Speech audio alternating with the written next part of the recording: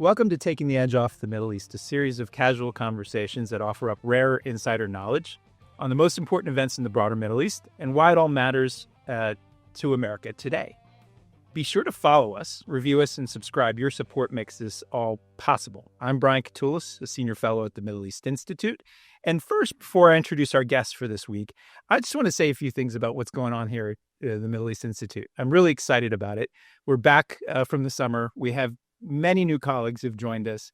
We were sitting in a policy center meeting the other day, and I was thinking, wow, it's great to be in the room with so many great experts, former diplomats, not just because we're getting rid of these vaccines and maybe we won't be sitting in the room together in a couple of months and seeing ourselves, but also because we have such great talent here. And we've got great things going on downstairs. When I came in this morning, our art gallery has a wonderful exhibition that will open pretty soon in September.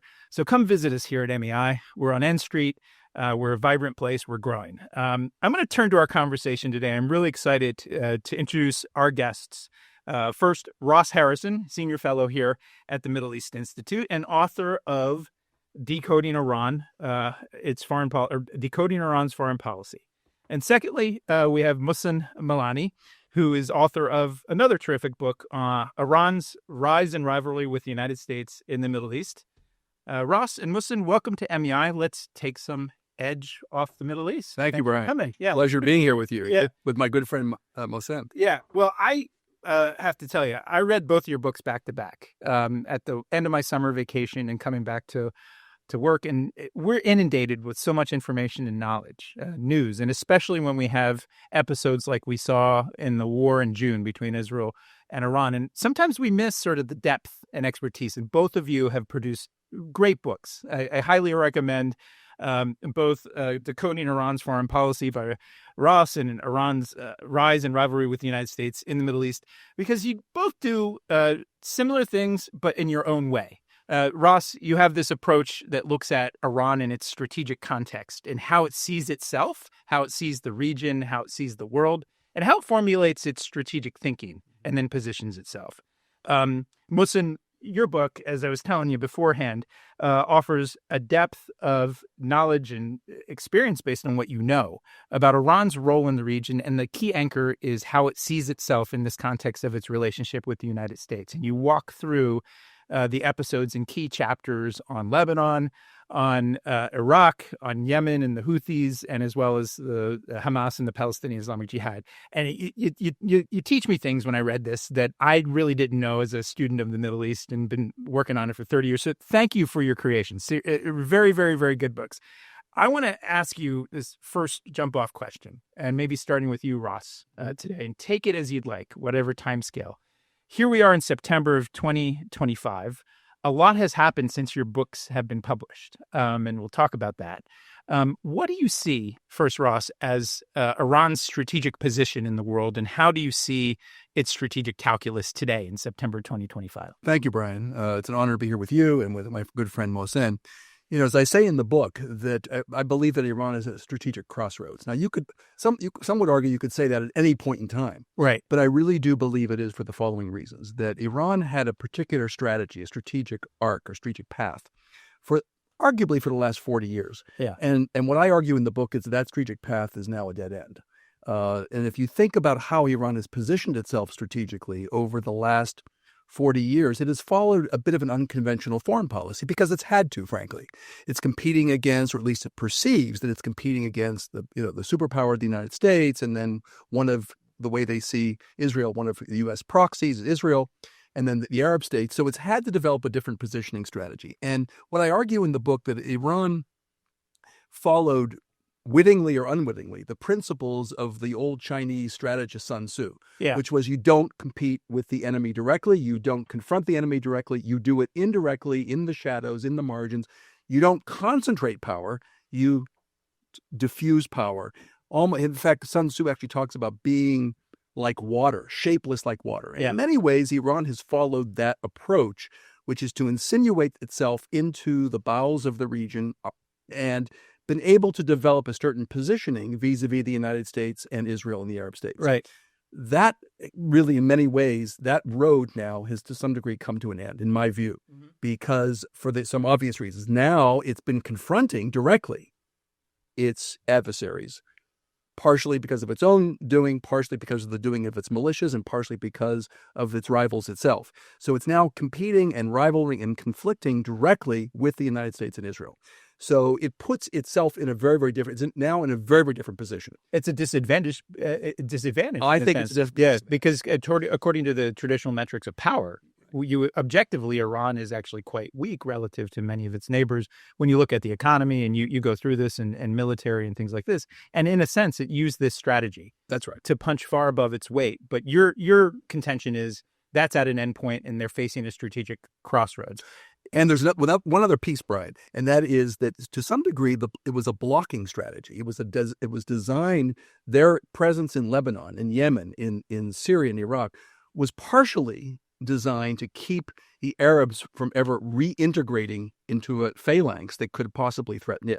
And to some degree, that also has fallen by the wayside because of the changes in Syria, reconstitution of Lebanon. So there's various pieces of its strategy that I would say the assets may still be rebuilt, but the strategic value of those assets have changed in the post-October. It's diminished. Now, Mohsen, where do you agree or disagree with Ross? And it's interesting to me that in the title of your book is Rise, Iran's Rise, and you're tracking this trajectory essentially over decades.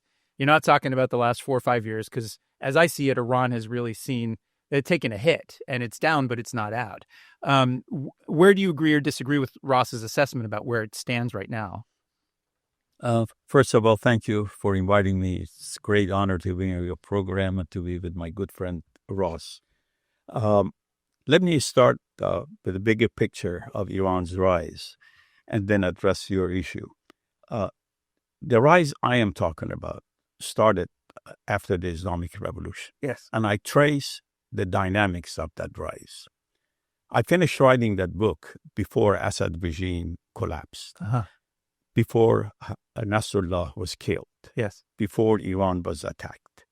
Even if the title of my book is Iran's Rise, I conclude in the book that this rise is unsustainable. Yes. Unless and until Iran reforms its regional policies. Furthermore, I made the argument that Iran's decline began not after the Israeli attack on Iran, but it started after the assassination of General Harrison and Mohsen Milani. In 2020. In 2020, yeah. And I explained why he played such a key role in developing Iran's strategy and why his death not only started Iranian decline, but I believe fundamentally changed Iranian approach toward the region in the following way.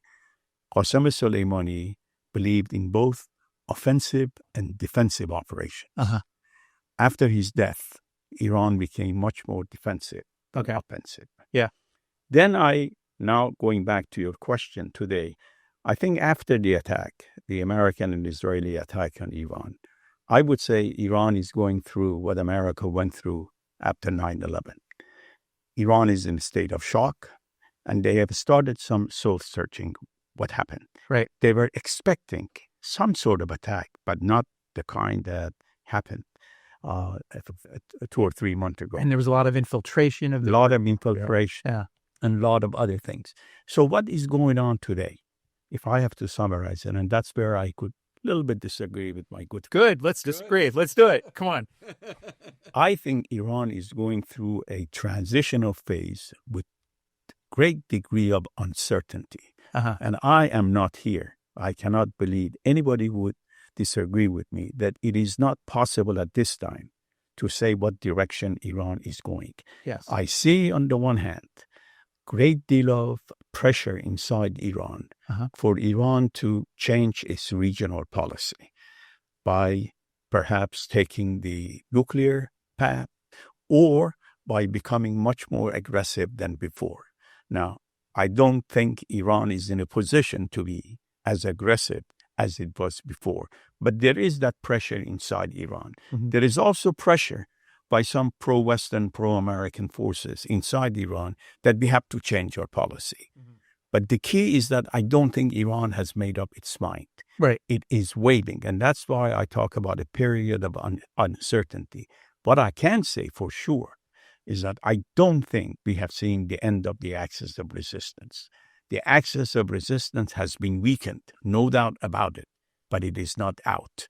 I think Hezbollah has been weakened, but is not out. The Houthis have been weakened quite a bit, but they are not out. And the Iraqi militias. So they could actually reorganize and resurface in a very different format. Right. And it's interesting you say that, because if you look at the Trump administration's approach in the first 8 months or so in office, they went after the Houthis in a military campaign and then declared victory and called a ceasefire. Then there was a lot of, I think, rhetoric that said the nuclear program in Iran was obliterated, and it left the sense to a lot of people who don't pay attention that, okay, maybe they're completely gone and the problem is solved. Both of you gentlemen would say is that those issues are not resolved, that they're still, they've taken a licking, but they keep on ticking, as they say about the Energizer Bunny, right? You think it's less clear where they're going. It's less clear, and I have to add this to it.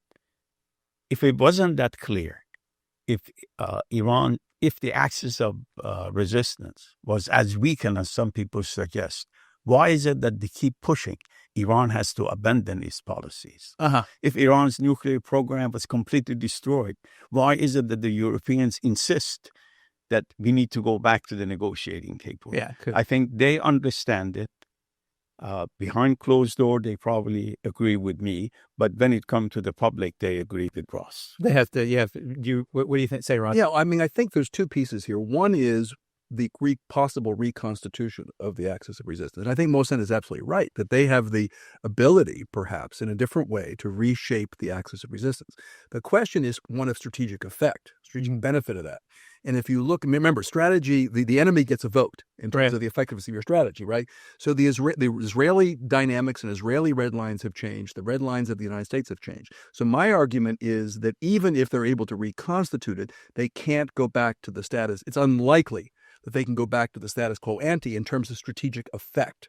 And that, therefore, I think, and that's where I think where we converge, is what it's going to mandate some kind of strategic rethink on the part of the Iranians. And I think from my understanding, and I'll be meeting with President Pezeshkian actually in 2 weeks. I think you'll be with me, right? No, I can't make it. Oh, you can't make it. Sorry. Yeah. All right. So next time. Okay. So anyway, but I think that they understand that they are at a particular point where even if they can reconstitute some of the pieces, they can't go back to the status quo ante in terms of strategic effect. Where do you think, both of you, and starting with you, Iran might take this? And if there are optimistic scenarios, I like to talk about the Silver Linings Playbook. I'm also on this podcast. We're trying to find hope and sort of the high road on different things. And the Middle East has been such a parade of horribles. But if you were to advise them, and you're not an advisor to anyone, and foreign governments, especially in Iran, what would be a model that they should follow? Well, it's interesting. You know, in our business, it pays. You're rewarded for being a pessimist, right? Yeah, because you have a greater probability of being right. That the current status quo is basically going to perpetuate itself or get worse. The situation will get worse.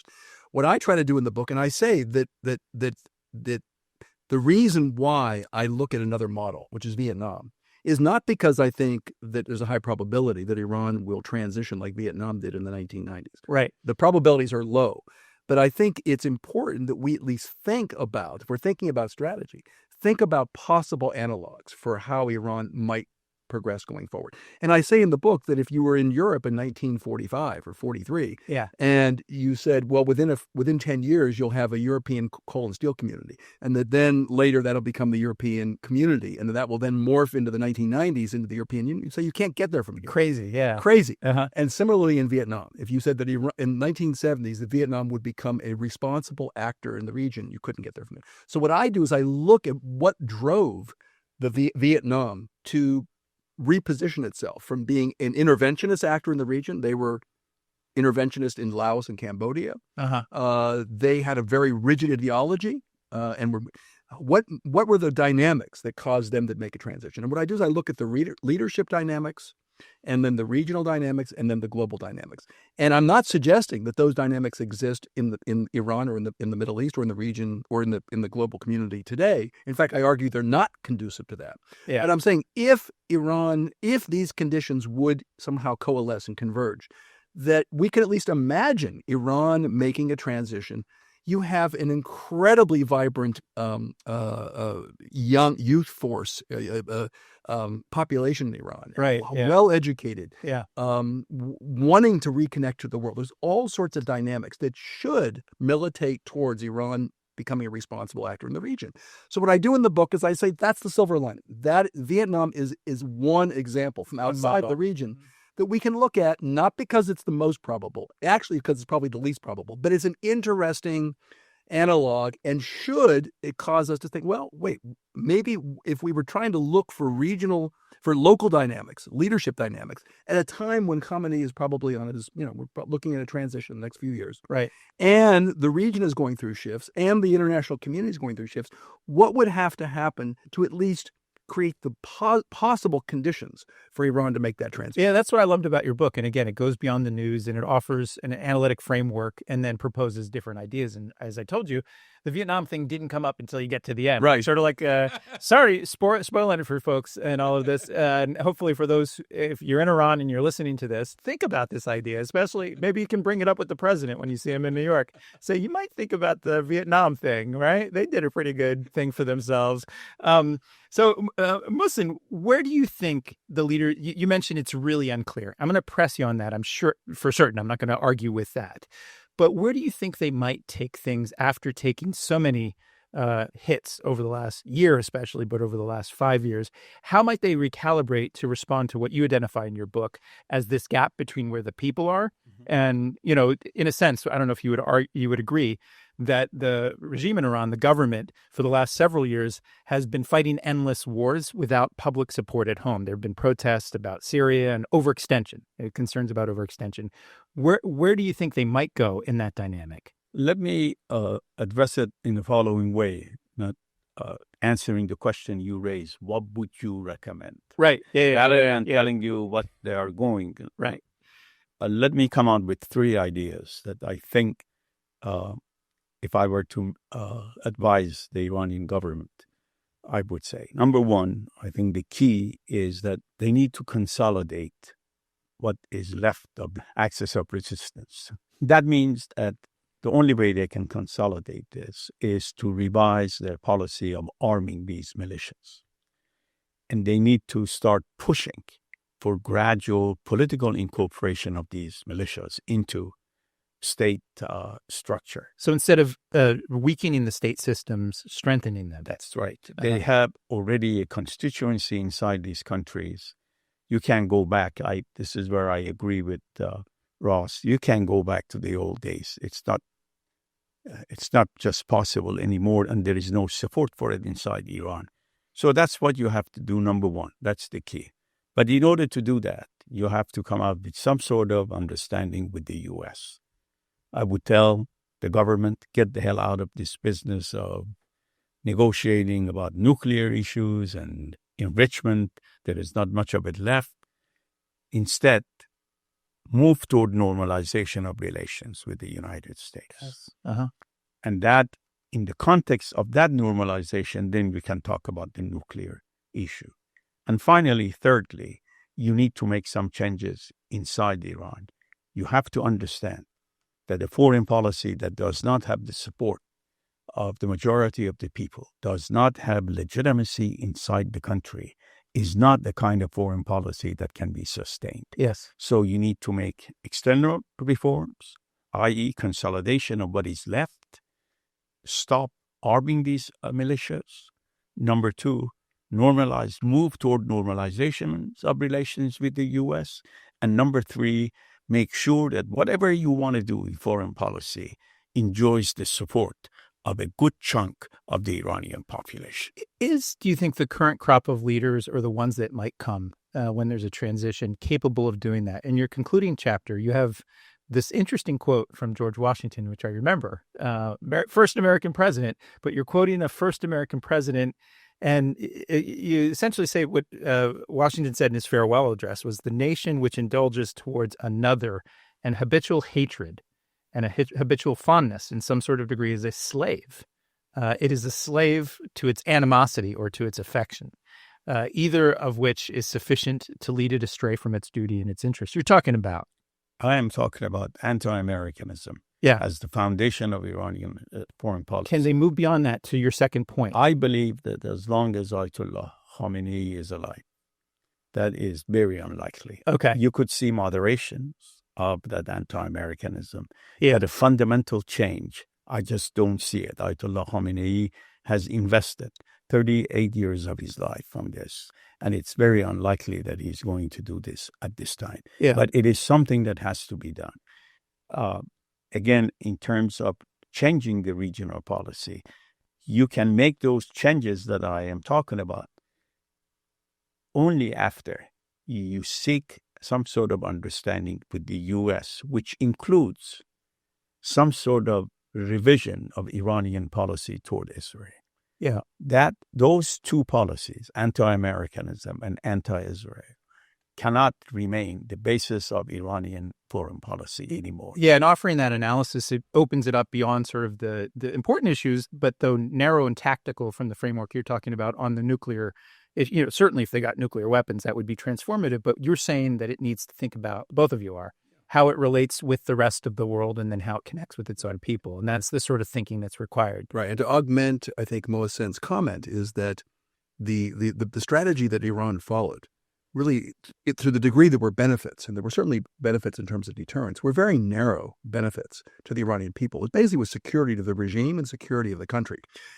In order for Iran to have a vibrant foreign policy, and this is where I think we converge, the benefits, Iran's foreign policy has to broaden the benefits to economic and political benefits for the Iranian people. It cannot be only these sort of narrow security benefits that the old policy. And by the way, and there was opposition to that policy even before October 7th, going back to 2017, 18. There was opposition building for the policies that Iran had towards Syria and elsewhere.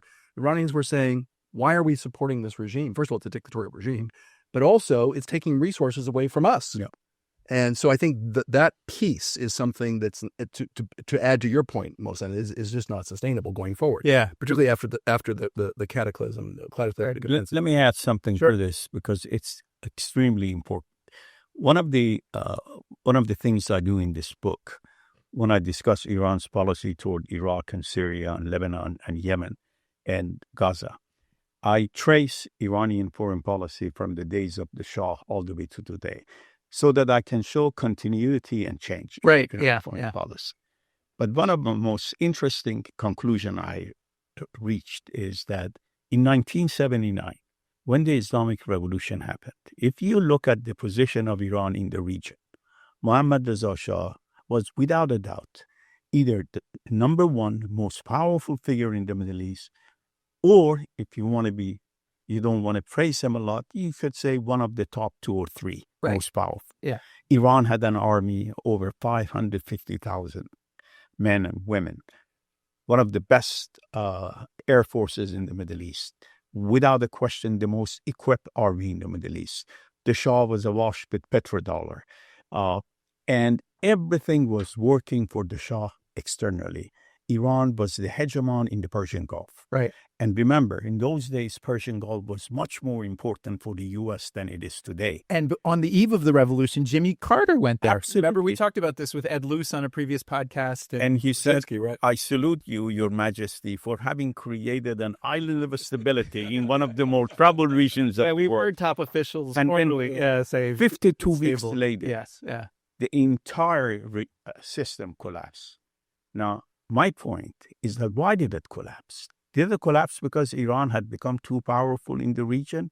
No, it collapsed because the Shah's policy did not. Right or wrong, I'm not here to preach that they were right or wrong, but the revolutionaries and a good chunk of the population did not see legitimacy to what he was doing abroad as well as inside. That's why I said a rise that does not have popular support is unsustainable. Yeah, it's sort of a Pyrrhic rise when you think about it, in those metrics and things like that. Look, the craft in your book, both of your books, you offer a lucid strategic analysis. And I look at this carefully because I've written books. Some of them are good, some are less. And the sourcing and analysis that you have, I can see the craft that goes into this. And one of the things I love about writing projects and things like this, and I'm sure you do too, is talking to people, not just doing the secondary source and primary source research, but interviewing people. Ross, what's the most interesting, memorable story as you were doing the reporting and research for this book that stands out for you? Well, I was trained by a good friend of both of us, Richard Cottam. We've talked about Richard Cottam. Richard Cottam had a theory of interviewing people, and that is that most interviewees know what questions are going to be asked. They've been particularly high-level officials. They kind of have been trained. They kind of had these questions before. They have these prepackaged answers. And so his theory was you have to push beyond that. So when I met in 2022, so only a few months after the start of the Ukraine war, and only a few weeks, or maybe a week after the tragic killing of Mahsa Amini, I met with President Raisi, with 4 or 5 other people. Right. But it was a very small group. And I decided... This was in New York. This was in New York, on the sidelines of the UN General Assembly meeting. And what I decided to do, most folks were asking about the killing of Mahsa Amini. And I said, well, first of all, I was writing a book on Iran, so I had my own agenda. But I also said, I'm going to ask something. My theory is, ask something he hasn't thought through the answer for a priori before. So, and I wanted to make him a little angry. So I learned from Richard Cottam, it's okay to make someone a little bit uncomfortable and angry, as long as you don't insult them and they end the interview. You don't want to end the interview. Okay, I'm going to do that here, guys. No. So I decided to ask not just ask a provocative question, but ask it in a very provocative way.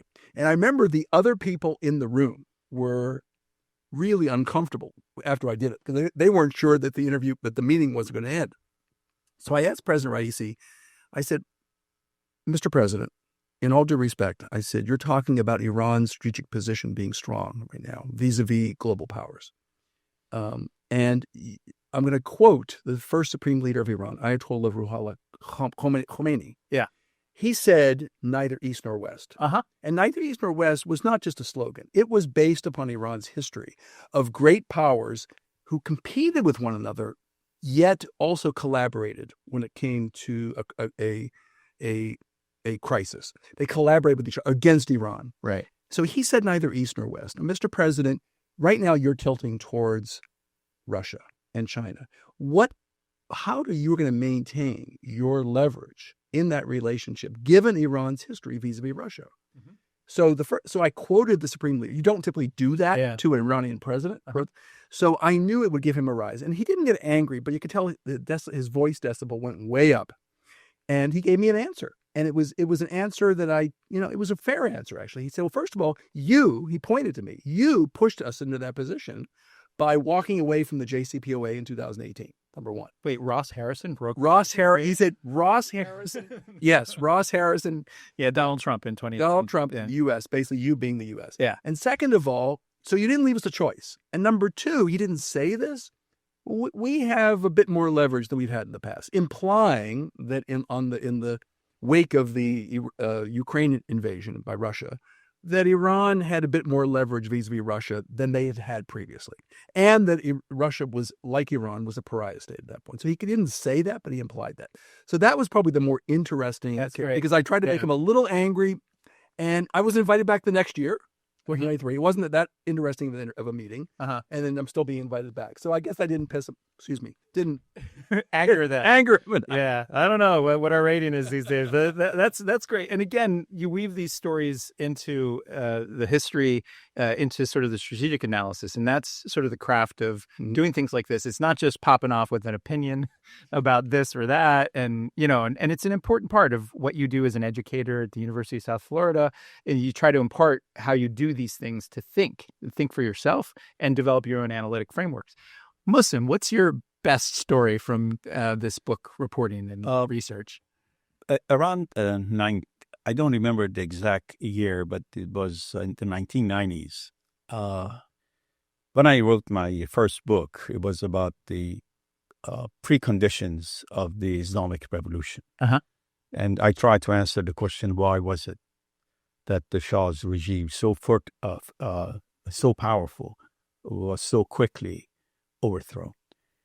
I wrote that book, and then one day in the 1990s, I received an email from a gentleman by the name of Bruce Langen. Oh, and I had to be honest with you, I knew who he was, but I never had any contact with him. And he wrote a very nice and short email that I just finished reading your book and I want to congratulate you. And tell everybody who Bruce is. Bruce Langen was former charge during the during the revolution. When Ambassador Solomon left, he essentially became American ambassador, and then he became one of the hostages during those 444 awful days. So he's in that movie Argo. Everybody knows about, right? Yeah. And so when somebody praises you, I mean, they disarm you. I said, I love it. So I go back and I said, Ambassador, why don't you come to our university? We have and I did.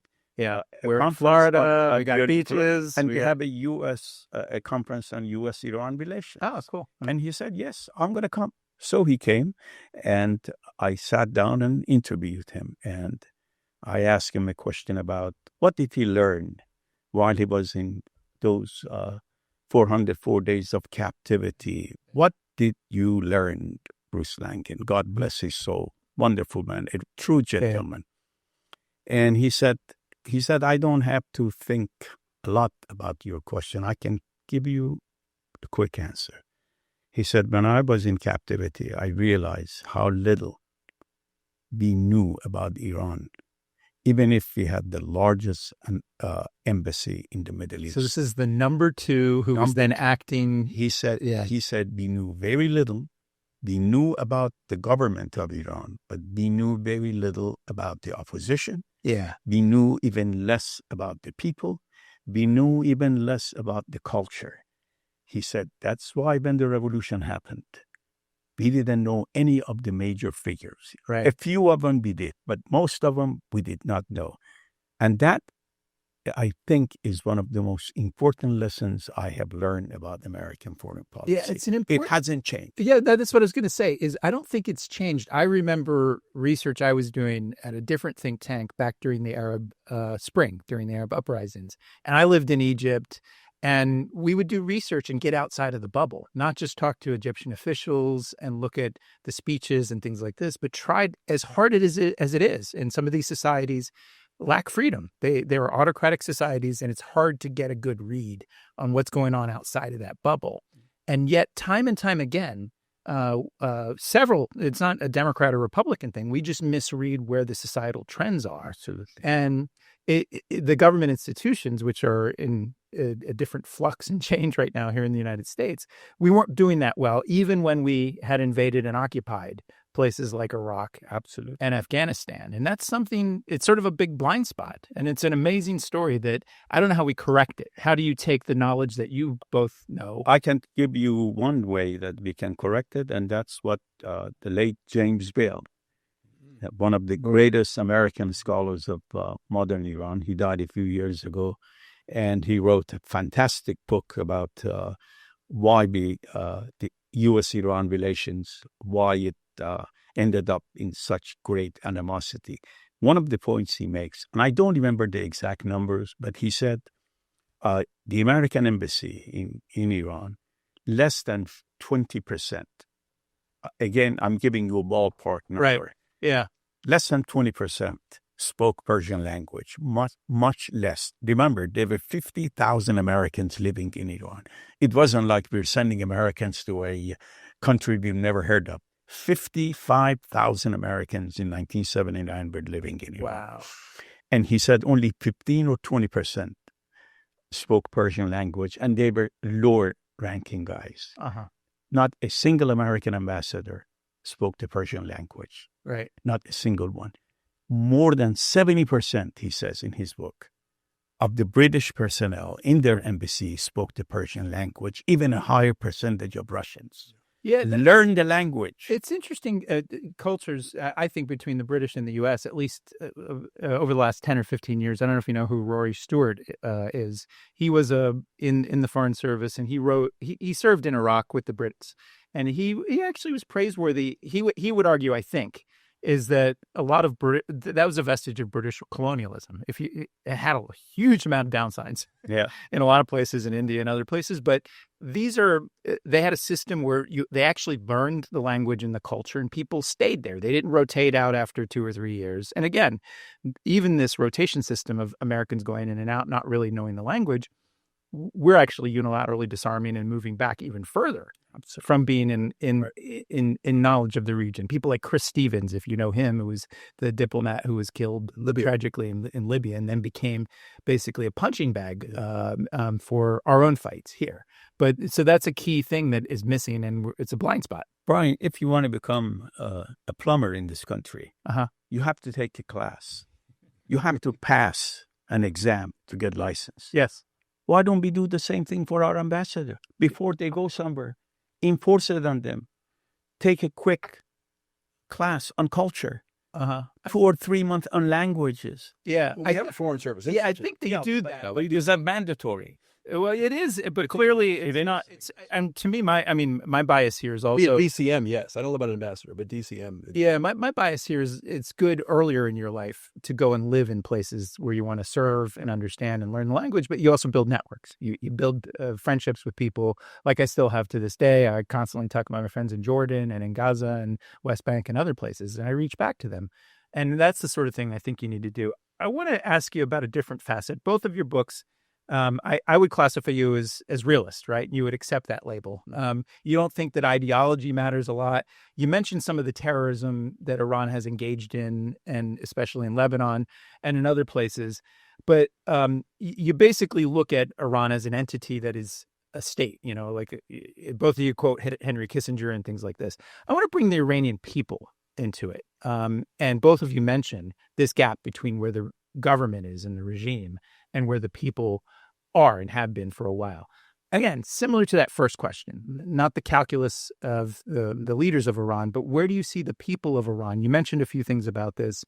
Post-war with Israel in June, there's been a bit of an attempt to stoke sort of nationalist sentiment and rally around the flag approach.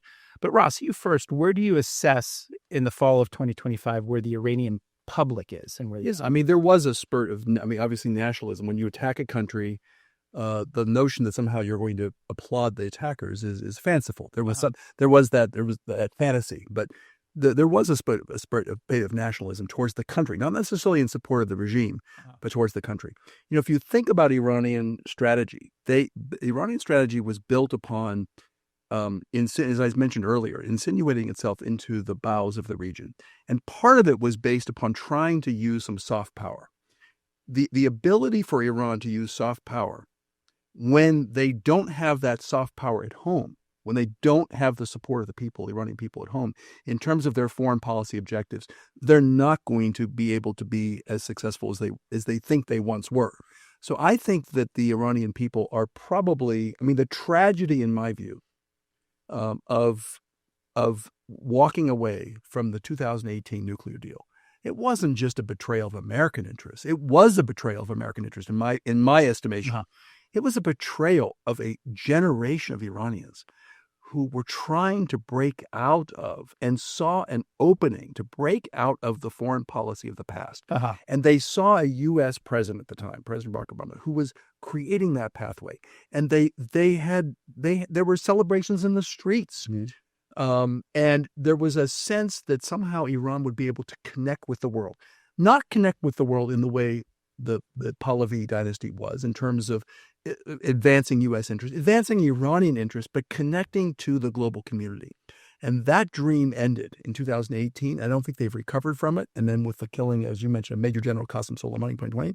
So I think the Iranian people are waiting for change. Yeah. And I don't think they necessarily think it's going to occur with the current leadership, right, with the current supreme leader.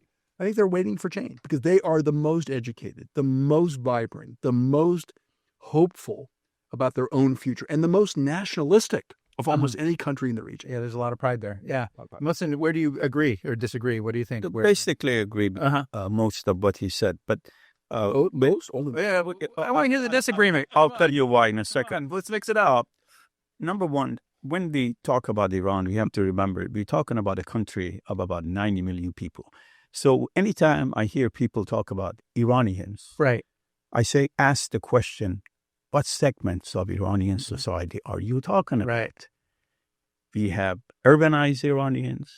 We have most educated Iranians. We have less educated Iranians. We have ethnic Iranians.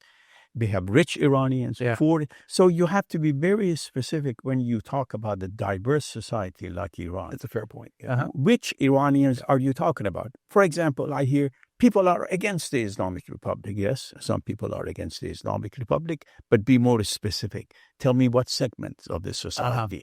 If we do this, we have a better understanding of Iran. Here is where I disagree with Ross.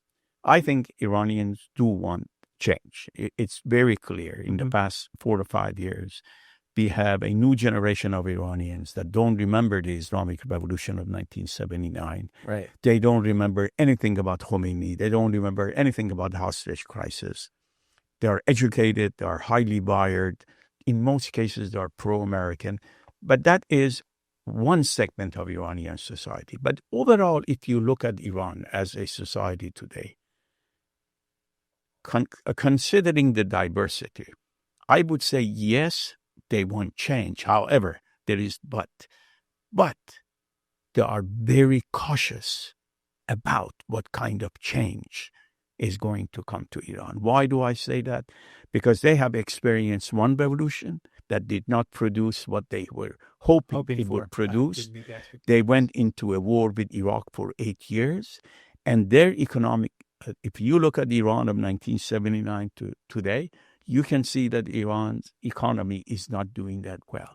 Moreover, they're looking around Iran's neighborhood. They're looking at Iraq. They're looking at Afghanistan. Syria. They're looking at Syria. They're looking at Lebanon. They're looking at Yemen. And what do they see? Everywhere they see death and destruction. Therefore, they want change. But they want to make sure that they don't make the mistake they made in 1979.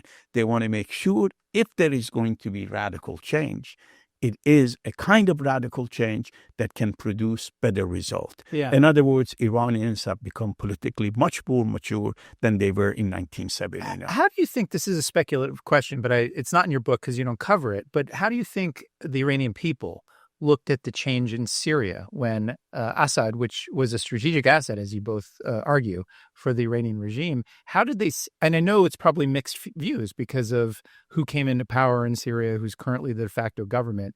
Was there much of a discussion, or was it far off the radar screen? There was some discussion when Assad was overthrown. In December. Yeah. However, there is much more discussion about it today after Israel attacked Iran. Oh, interesting. What? Now they're saying, maybe there is some truth to why, there is some merit to why Iran was in Syria. It is not everybody talks about this, but I think when I read Iranian newspapers and listen to Iranian analysts, this is what I see. I did not see that prior to Israeli attack on Iran. Okay. But now I see, they say that, well, we have to be careful because look at what happened to Syria. It could happen to Iran. Yeah. They argue that, look, even after Assad regime collapsed, the Israelis continue bombing Syria. Therefore, we have to be very careful. Same thing about Iraq. Same thing about Lebanon.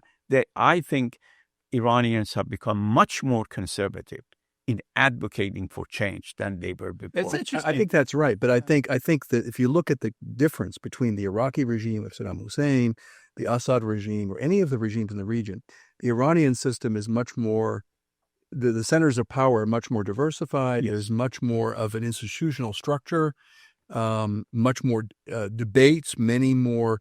The institutions, I think, it's not so much as much of a top-down system as many American analysts think that it is. I think it's much more of a diverse system in order to preserve the regime itself, but it's not quite as fragile, I think, as Syria was in 2024 or Libya was in 10, 12 years ago. So I think but I agree. I take your point that the Iranians are very concerned about following a pathway that would take them in the direction of Syria in 2011 or 2024. They're very cautious and want to, and I think your point is excellent, Mohsen. And that is, I was talking about the Iranian people writ large, but you're absolutely right. What are we talking about? We talking about the 15 to 20% that might be avid supporters of the regime? Are we talking about the youth in Tehran and Shiraz and elsewhere? Yeah, that's a key point, the segmentation, because it's not only one. And that's what we do not do. That's what we do not. Yeah, and I guess the other thing that complicates it, because whenever I see public opinion surveys from Iran, I'm a little skeptical personally. And because 25 years ago, I did surveys and work for different groups, including in Iraq, Egypt, and other places. And I know the limits of the methodology there.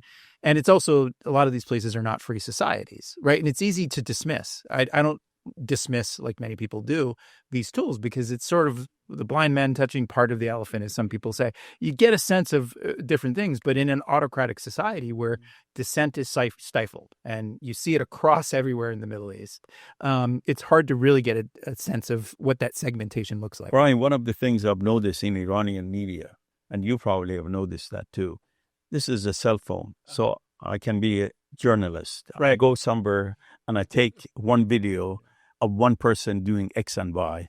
Then I send it outside the country and they put it online. Yeah. And they say, this is what is happening in Iran. Well, this is just one person, right? One video. And what segment of Iranian society does it represent?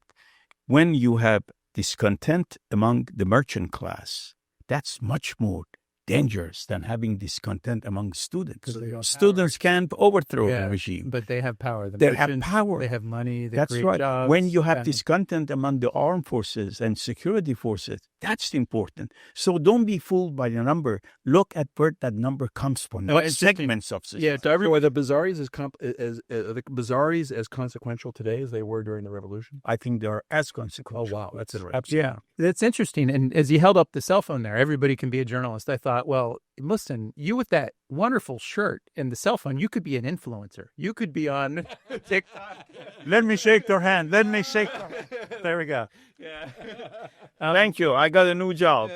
Yeah. You're no longer an academic. Katsoulis has said you can be an influencer. I have just a few more questions, and we want to close. I want to take it back to America and the things I've tracked through my career and have engaged in myself. Let me just say one thing: is that I'm of the view that I think America's debate, the policy and political debates on Iran, have been suboptimal. That the sum is not greater than the individual parts. And I think some of that is a reflection of our hyper-partisan divisions, the ideological divisions. And I've written about this. The argument I've made is what we've seen is a form of neo-Orientalism. If you remember Edward Said's classical Orientalism, that in a sense, and as we were just talking about the people of Iran, they're very diverse. You can't just put them under one label, the Iranians. The people of the region in a similar way, I think, by people on the right, people on the left, have been used as props in our own social and political debates. And I think it's been to our detriment. I also argue, and you guys may argue against this, but regimes like Iran, like China, like Russia, see this and then try to exploit these divisions. Of course they do. To their advantage. Key question, we'll go to you, Ross. Where do you think the debates are today on Iran? The nature of the policy debates today and over the past decade. How would you characterize it, and how would you try to improve the quality besides writing a really interesting book? Yeah, it's a great question, Brian. I mean, I think the problem in terms of the degree of politicization of the U.S.-Iran relationship is that it converges. So the relationship itself has been politicized since the hostage crisis, right? That has become the emotional sort of center of gravity for many folks in the United States, certainly on the Hill, and so forth. But it's also now converged with the U.S.-Israeli relationship. So when you add those two things together, the U.S.-Iran relationship and the U.S.-Israeli, and you bring them together into one, you get a supercharged kind of debate. And when I say debate, I'm talking about not a particularly high-level debate. No. I mean, there was a period of time when there was a significant high-level debate on American foreign policy during the Cold War, where Republicans and Democrats, left and right, conservatives and and liberals could come together. And you mentioned it earlier that the sum is not the sum of the parts is less than the whole, right? Yeah. So during that period of time in the Cold War, there was a period of time where the debate between the various factions would actually improve the outcomes of the policy. That's not the case today. It's highly politicized, highly damaging to the level of discourse that we have in this country. So what would I suggest? I would suggest that there are certain openings that are going to occur that I think are available now and could occur in the future in terms of U.S.-Iran relationships. I think that there's a need to frame the U.S.-Iran relationship as central to American interest in the Middle East. The U.S.-Iran, the Iran is a middle power. It's not a global power, but it is a consequential actor in the region. It can be a force for good or a force for no good. And I think the key is, and I end my book actually on this, is the U.S. needs to understand that where Iran goes the Middle East in many ways. That we should be framing the debate not just on what is good for Israel, what's good for the United States, what's good for Iran, but what's good for the U.S. interest in the broader Middle East. And the Iran piece is a central piece in terms of stability in the region and moving this region in a more positive direction. And that's, I don't want to get partisan here, but I see very little evidence that that's occurring in this administration. Yeah, well, it's hard. And I think in the media environment and the politics as it is, I remember, and you mentioned this episode, I think you both do, but when the attack in Saudi Arabia happened, Abqaiq and Khurais, I was at the Center for American Progress, and I remember seeing the media debate already instantly, we didn't even know the facts, right? This is part of the problem here at a think tank.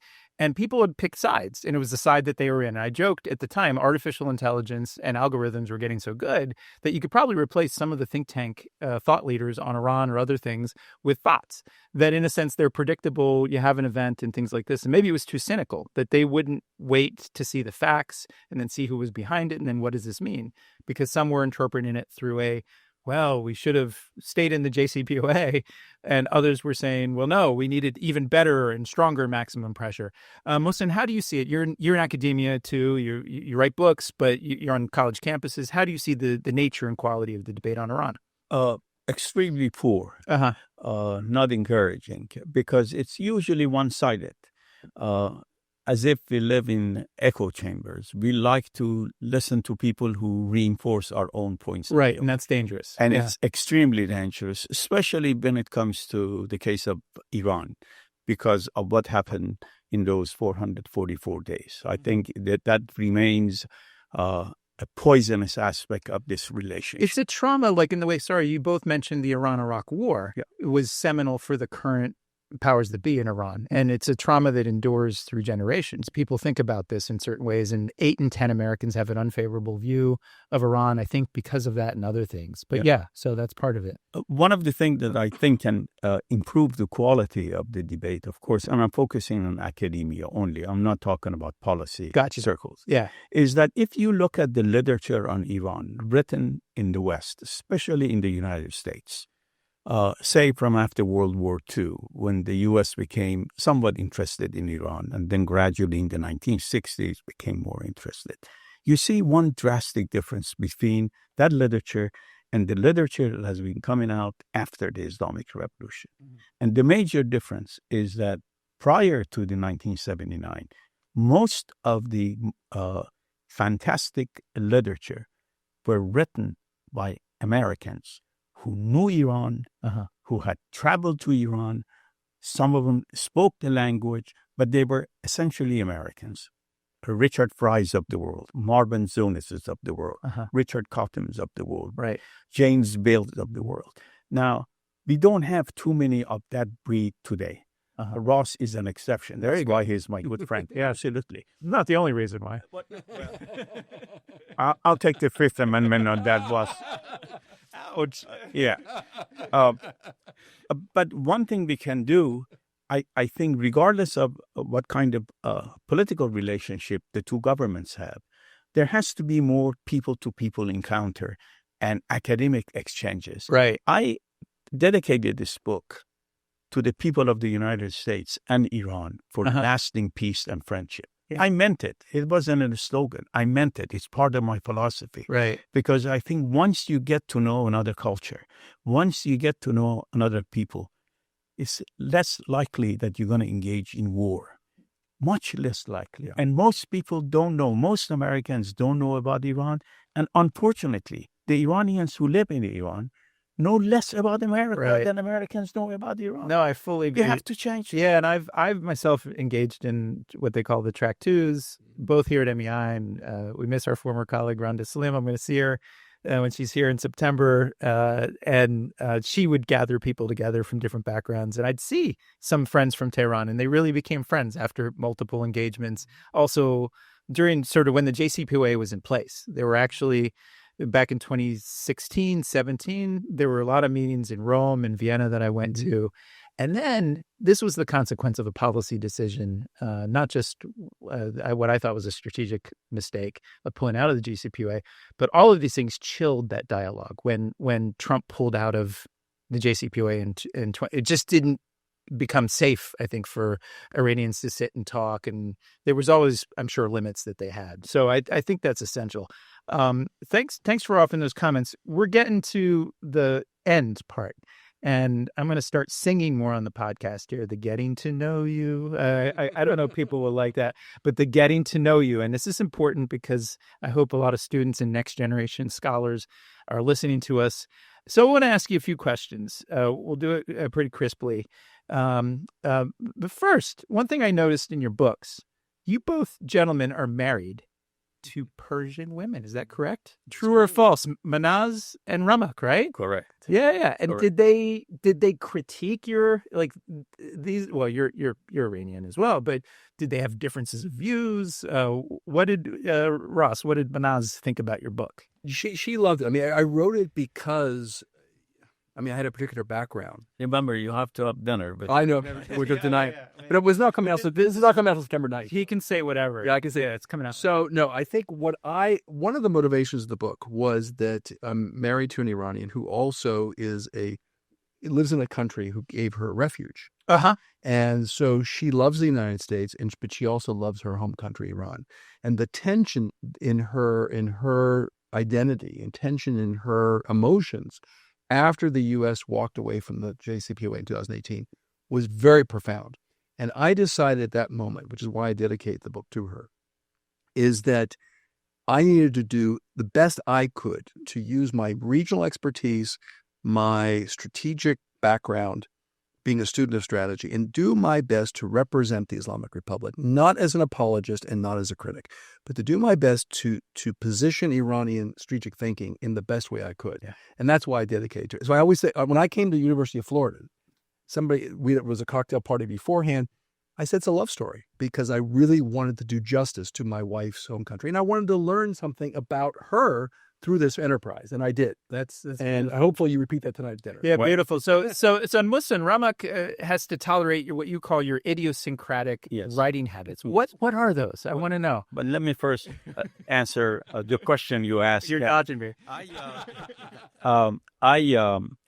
left Iran about 10 or 12 years before the revolution. Okay. And I was a little kid when I left.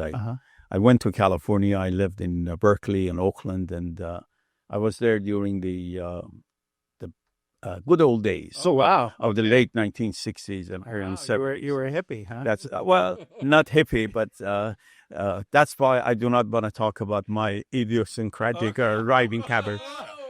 Okay. No, I'm just kidding. Yeah, he's kidding. No, I kid. So I was essentially educated in America, and I never lived in Iran. After I left, I would go there for maybe 2 or 3 months at the most at one time. So when I got married to Ramak, and when I started writing this book, and when she read it, she really educated me. She sort of my rough edges where I was very idealistic about certain things about Iran. Yeah. Because she was the product of the revolution. She was about 13 years old when the revolution happened. And please don't add up these years. I've done it. And she understood. She understands Iranian culture, Yeah. political culture of today, Uh-huh. much better than I did. So she played a really, really major role in shaping That's great. my ideas. Yeah. She read and I'm not exaggerating. She read every single chapter more than once, Oh, yeah, that's and great. I owe a great deal to her. And she brought it over here because you forgot it. That recording shows that is the story of my life. Really quick question, new one. Hidden talents, Ross. You're a writer, you're an academic, but you're a musician too. Oh, I play the blues guitar. Let's put it that way. Wow. Okay. So, and there's a connection between the two because both require a certain amount of abstract thinking and a certain amount of reasoning and a certain amount of creativity and emotion and abstract thinking. Yeah. That means being a musician. I'm not a musician, but I certainly love playing the guitar, and I think both bringing some emotion to the playing and also a bit of abstract ideas, which is what music is important. If you want to be a scholar, and you have to be multidimensional. So what's your hidden talent, Mohsen? Well, I don't know if I have any talent, whether hit or not, but what I used to do a lot was to play racquetball. Oh, nice. Yeah. And the reason why I was doing it was because, I was pretty good, number one. And number two, it was the closest thing I could have to meditation. Oh, yeah. I love meditation. Yeah. And playing a good game of racquetball and playing it with somebody who's as good as you are was the greatest joy. But then I got hurt and I stopped. And now what I do, which I enjoy very much, is go for long walks. Oh, that's and great. listen to good podcasts like your podcast. Oh, thank you. Look at that. Listen to that. But I think that's an important point for people who are... Can I make a good influencer now? Yeah, for sure. I hope, is that if you're steeped in thinking and reading and trying to absorb information, and I've learned this myself, is you actually have to give your brain a break. Mm-hmm. And whether it's through doing some sport, I think this is why a lot of U.S. presidents actually golf, right? Is that they are focusing on certain things, and you really have to get the mind-body connection correct. And if you don't sort of let your brain sort of take a break, like you do through meditation or other things, that's a key thing. Very last question, because we're running out of time. I'll combine it. Is your origin story? How'd you get into this, and what would you advise students in 2025 or people who are starting out their career to do? What skills did they? Yeah, I mean, my origin story was I was at the University of Pittsburgh. I had a professor named Richard Cottam as an undergraduate, but I also had an opportunity when I graduated from college. Didn't know what I wanted to do, and I went to a family business. But I also had a North Star. I always saw myself more in what I'm doing right now with you than I did as a business person. So when the business sold in 2003, 2004, I found my way back to the academic world. Beautiful. And so I think the key it's not so much my specific path, but the key that I always talk to have a North Star. I had a North Star. I saw myself as an analyst more than as a business person. And I love the Middle East. I traveled to the Middle East, loved the Middle East, married a Middle Easterner. And so I found my way back. And I think that's the important message to students, is that you can't plan your career step by step, but you can say, this is what's important to me. This is what I want to aim towards. And if you aim towards it, my situation, you aim towards it, you'll get there. You may not get there exactly the way I envision myself as a Secretary of State. I'm obviously not a Secretary of State, but I got into the zone at least. And being here with you is a great honor. And it's a culmination of my career in many ways, being at MEI. So find out who you are and what your passions are, and don't lose sight of that is the key thing. That's right. Yeah. Mohsen, how about you? Again, in my acknowledgement, I start by saying that this is a labor of love. Yes. I meant it. And to answer your question, I have always believed you should do things because you love to do Right. it. Yeah. I am fortunate enough to come from a family where I didn't have to worry a lot about money. So I could always pursue what I wanted to pursue. Right. So when I was in Berkeley, in Oakland and Northern California, I started as a pre-med. I went to high school, Oakland High, and then I started as pre-med, didn't like it. Then I changed my major to chemistry, didn't like it. Then I changed it to biology, and I mean it, didn't like it. Then I went to MBA, I didn't like it. Finally, I decided what I love is political Yeah, science. great. What I love is philosophy and political science. And I've been teaching at the university for 30 years now, University of South Florida. Great. And I have to tell you, I loved every single day that I have been at that university and teaching. I love to teach.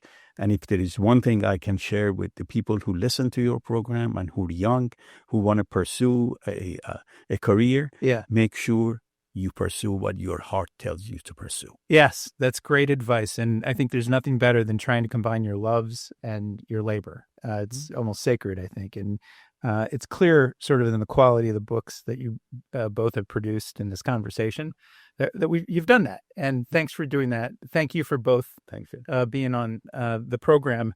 That's all the time we have for this week. But thank you, Brian. Yeah, it's great to be with you.